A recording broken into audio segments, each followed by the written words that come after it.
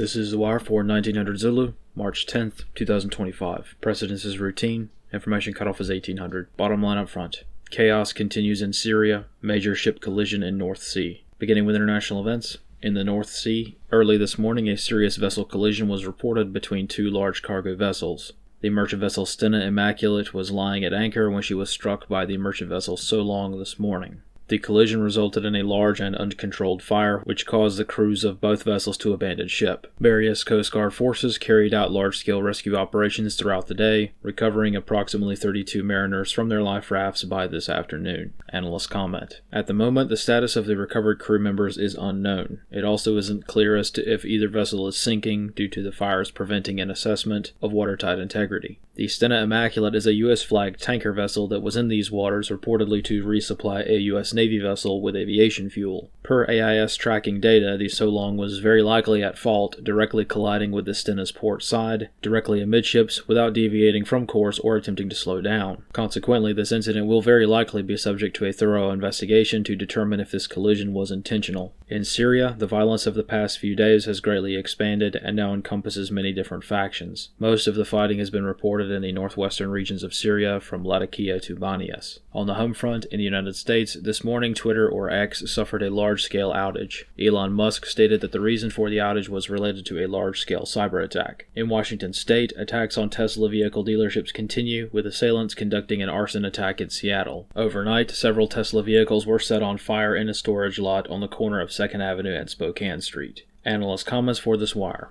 At the moment, it is too soon to tell if a civil war has begun in Syria. However, the violence over the past week has been exceptionally disturbing. What originally began as retaliatory massacres of former members of the Assad regime has transitioned into what most would consider to be ethnic cleansing operations. Christians have been a primary target for many groups, which have formed killing squads specifically with the goal of targeting Christian communities. Other, comparatively moderate Muslim factions have also been targeted, with the Alawite ethnic group continually suffering massacres as well. Tragically, Syria is not unfamiliar with this development, as the long and weary Syrian civil war of recent memory resulted in similar levels of factional violence. However, in this case, there is no somewhat stable regime to exert some sort of control over some parts of the nation. In short, those who thought Assad was a madman have not met Mohammed al-Julani, Syria's new leader who climbed to notoriety not via family aristocracy, but by hopping from militant group to militant group and gaining warlord status along the way. This concludes the wire for 1900 Zulu, March 10th, 2025.